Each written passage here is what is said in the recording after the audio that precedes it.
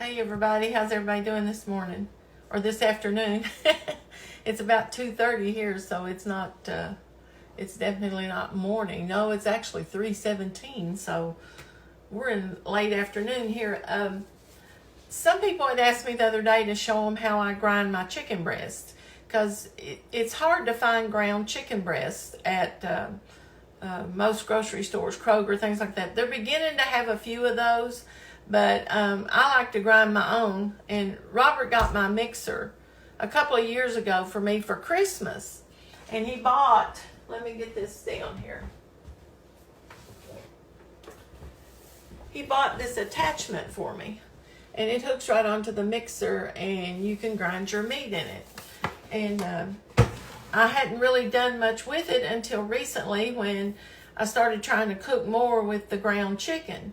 So what I've done is I bought me a big pack of chicken at Kroger. I buy the one with no hormones, no nothing in it, not supposed to be anyway.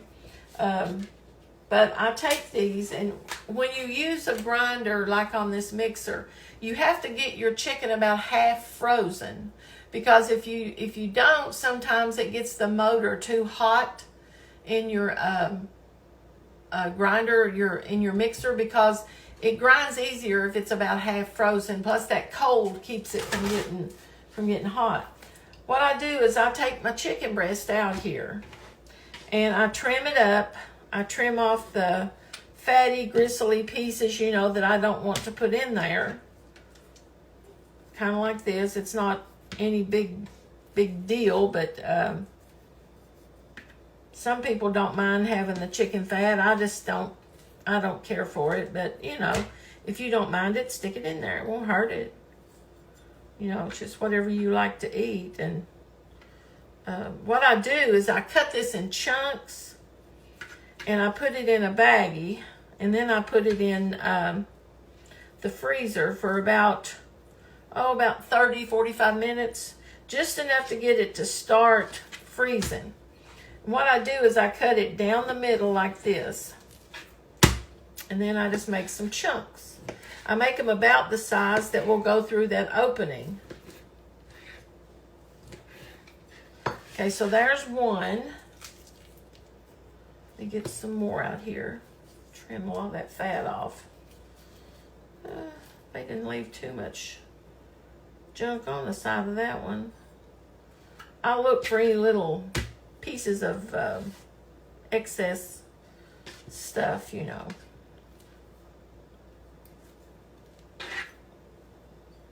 Okay, now go like this. I'm going to grind 3 chicken breasts today. And I was going to tell you all, that chicken chili that I made Robert the other day, just like you would make beef chili, all except I used chicken, but I didn't put any noodles in it. And when it got almost done, I put 4 slices of American cheese in it. And it really was good, I think. I mean, you all can ask Robert what he thought about it, but I thought it was pretty good. So I told him, I said, I think I almost like this better than I do beef. So I think when I make chili from now on, I'm just going to put chicken in it. Because, it tasted pretty good. It had a different taste, but not anything that was bad at all. Yeah, get off my fingers there. Trying to look, and this one's a little smaller, so you'd be amazed how much ground chicken this makes whenever you grind it up and get it put in the thing. Now, I'm going to set this right here out of the way for just a minute. I try not to contaminate too many things when I'm doing this. Let me wash my hands just a second.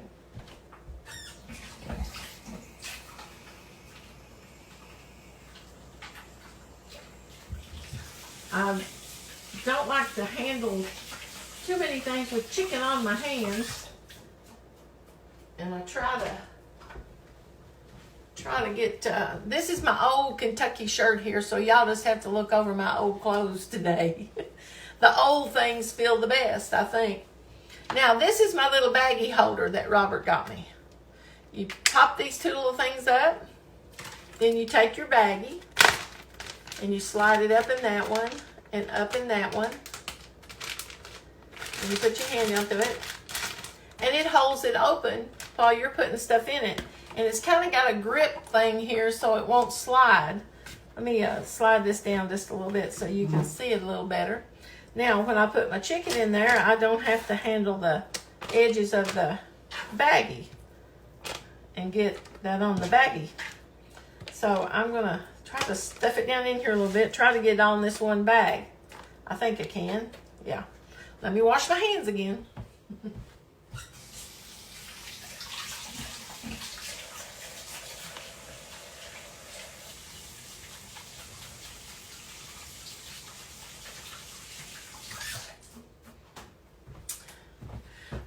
I'm thinking about making some chicken taco soup for Robert this week. Since I haven't decided, we about eat everything up that we had made last week. So I try to think of something, you know, that, now, I was trying to squeeze all the air out of it. And then I kind of flatten it out. Now I'm going to put this in the freezer. And I'm going to let it till it just starts getting firm. You don't want it frozen. You just want it to where it's starting to freeze pretty good. Probably about at least 45 minutes. And when this has been in there 45 minutes and I get ready, I'll show you how I grind this on the grinder. I will be back in a little bit. Okay, guys, I'm back. The meat has been in the freezer for almost an hour. And I checked it about 15 minutes ago and it was getting pretty close to being ready. So what we're going to do right now is we're going to get our meat grinding thing ready. I'm going to take my mixing bowl off and I'm going to sit it back here because I don't need that right now. And I've got all of my, let me turn you all around here so you can see this. I've got all of my things out that comes with the grinding apparatus here. First, you got to put this in. Then I've got everything laying out in order. Then you put this piece in, this on, and you tighten this down. And I'm going to show you how to do that right now. Let me get you all back up here a little bit. Okay. Now, I've got my mixer kind of sitting like this, and I'm going to show you how to do everything. I'm going to show this end of it so you can see it. First thing we're going to do is we're going to take this off. There's a little bolt here on the side. Ugh, if I can untighten it. Oh, Lordy. I don't know if I can or not. Let me get my little gripper over here. That helps. There it goes. We got it. And we take this off. Oops.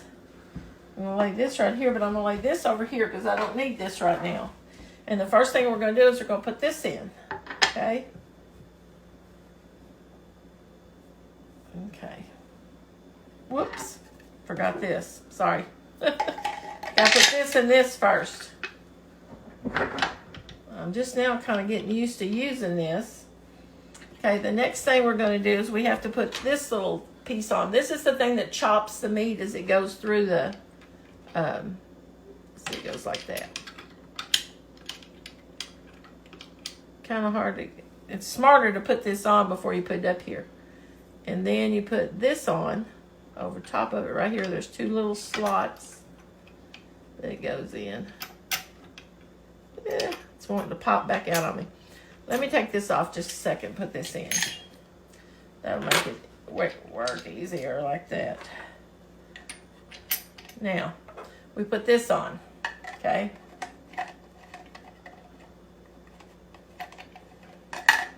My hands aren't working good today, guys, I'll tell you.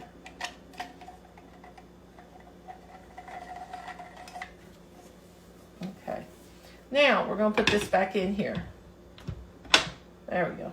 Now we have to put this little thing back in, okay? To tighten that down so it can't move on us. Let me get it back in here. Okay. Now, let me get me a bowl here. I usually set a bowl right like this so it will go right out into the bowl. Let me do it like this. That way you can kind of watch. Now, let me get my meat out. Oh, what did I do? You know what I did? What did you do, Kathy? Look what I did, guys. Turned it upside down. She had a 50-50 chance. Yeah. And I'm telling you what, you have to pay attention to what you're doing. You'll get it the wrong way. But that just shows I'm human, you all. Well, come on. Get started. My fingers aren't working good. I have psoriatic arthritis in both hands right now. I got it in this finger and in this knuckle. So both of my hands are so daggone sore, I can't hardly do anything with it. Okay, now let me get my meat out over here. You turn the timer off, because I set my timer so I wouldn't forget about it. Now, you can see that it's kind of like the edges of it right here is starting to freeze a little bit. And you want it really good and cold. Now, let me put this out in another. Get me one of those plastic bowls up there, honey, one of those little ones. Medium. Yeah, the small one, so I can pour this chicken out in it and not keep chasing around that bag. Okay, now, first thing we're going to do is we're going to put our chicken in the top of it here. If I can get a hold of it, we are. Now, and I always wash my mixer off good with bleach water when I'm done. So,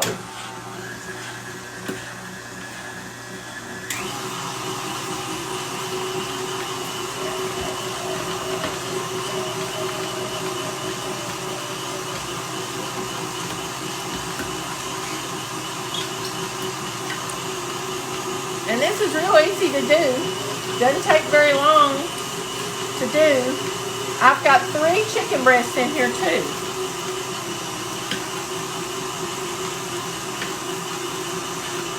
And I just kind of let the weight of my hand press down on this. I don't press down hard. If you don't have one of these mixers, if you've got a credit card that you can get 0 interest on for a year, this would be a good investment. They're on sale right now. Yeah, you can get one now for about $290, maybe $300 and some dollars. I'm not sure. Robert, you know how much Robert got mine for? He found 2 or 3 things where you could get discounts. He ended up paying about $60 for my mixer. But I had to give up $50 of my health insurance free money that I worked for walking. That was just walking money, though. Yeah, I didn't think like I had to come out of my pocket. No, and that was you got this special color. What's it called? Bordeaux. Bordeaux. Yeah, that may not be tight enough there. It's kind of coming around the edge. Let's see here. Now I'm gonna go wash my hands, people.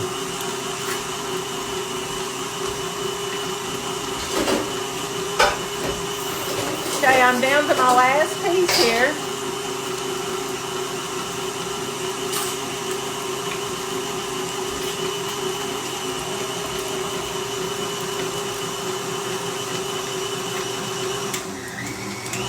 Okay, we're going to stop it just a second because I noticed the last time that there was a big piece of a big chunk of chicken left in there because there's nothing to push it out. So this time I'm going to have Robert give me a couple slices of white bread and I'm going to put it in behind it and try to push it out and see if it'll push the rest of that meat out because that was a big chunk of meat I lost and I don't want to do that. All right. Squeeze it up in a tight ball. I want 2 slices. Just like a dough ball for catfish bait. Yeah, I want a dough ball, and hopefully it will push it through. And, it won't hurt the chicken if it goes out on it. You want 1 or 2? I want 2, because I know that's not enough. Because it takes, just squeeze, tighten it up really tight, and stick it in there. That way I'm not losing my chicken. See it push the rest of that chicken out. And there it is with the bread on it. Breaded chicken, people. I can pick those little pieces of bread out. Or leave them in there. It won't hurt anything. It don't hurt nothing, does it? No, because I put cracker crumbs in here anyway, so the bread's not going to hurt it. What's this for? That's what I had the chicken in. Okay, now, look at that big bowl of ground chicken, guys. You can make chicken burgers, you can make chicken chili, you can make chicken taco soup. You can make all kinds of things, and this cooks so much easier than trying to cook chicken breasts that are whole or in big chunks. And tell them about chicken chili, honey. Turn it around there a little bit and tell them about it. Or get over where I'm at while I wash my hands. Alrighty. Ain't much chicken chili left because I ate it all, but Kathy liked it. So it's just normal chili, but it's got white chicken breast in there. Could you use dark meat or just white meat? I would use just white meat because the darker meats, you tend to get greasier meat that way. But now she's made turkey chili in the past, right? I've made but turkey chili. You like this better than the turkey. Yeah, I like this. Yeah. I mean, it worked. But it's really not good. white chili; it's normal chili, minus using beef. It's real easy. I just used the chicken breast, and then I chopped up 2 onions with it, 2 medium onions, and I cooked that in a skillet. And here, honey, you gotta take this off. Don't take all that off yet. Just set that in the sink, all that together. Yeah, she was gonna make me some. What out of this? Taco soup. Taco soup. Yeah. That's just bread, honey. But anyway, like I said, I used canned tomatoes. I told Robert the only thing I did that I don't do normally when I make regular chili, I usually use a can of tomato paste, a small can, and a can of chopped tomatoes, diced tomatoes. Well, I used a big can of diced tomatoes this time, and I used a big can, over half of it, of crushed tomatoes. And it almost made it too tomatoey for me.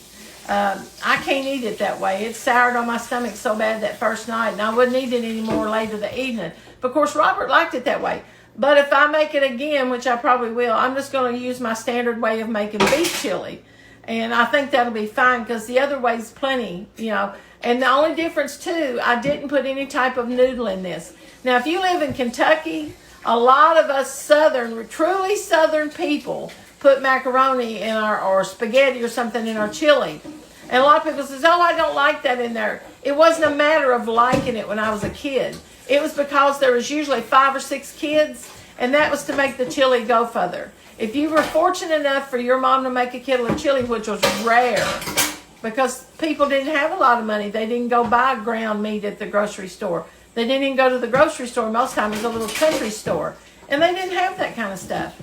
And when Mom would make chili or macaroni and tomatoes, a lot of people call it goulash. Mom always called it hamburger and macaroni.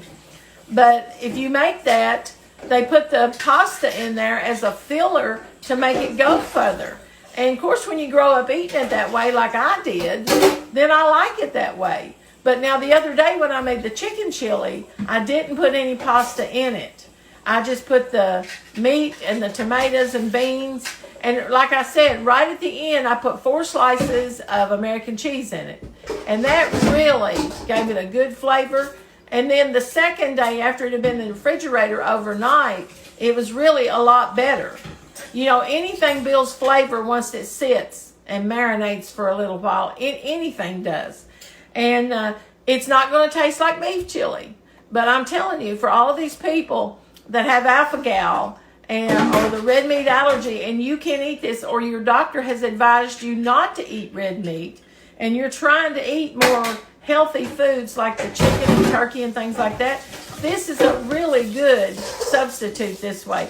I think the chili was really good. I mean, I would buy it somewhere. If it tasted like what I made, yeah, I would buy it. So I showed you how to grind the chicken breast now. And if you don't have one of these mixers like this, guys, even if it's $350, if you cook quite a bit, you know what? Robert can tell you, when I couldn't use my shoulders when my neck was so bad for the last couple of years, you can use this blade right here, and it will stir things for you. You don't have to, just don't turn it on a low speed like this. And it stirs things. I made my cornbread batter.